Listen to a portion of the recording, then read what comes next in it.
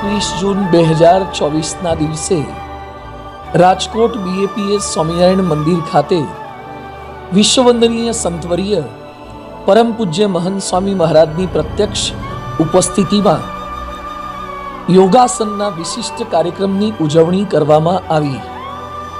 આ દિવસે સમગ્ર મંદિર પરિસરમાં ઠાકોરજી સમક્ષ પોડિયમ પર અને પ્રમુખ સ્વામી સભાગૃહમાં અનેક સંતો, હજારો બાળકો, યુવાનો, હરિભક્તોએ વિવિધ પ્રાણાયામ અને યોગાસનો કરીને વિશિષ્ટ રાષ્ટ્રભક્તિ અદા કરી હતી અને સમગ્ર વિશ્વને યોગનો સુંદર સંદેશ પાઠવ્યો હતો।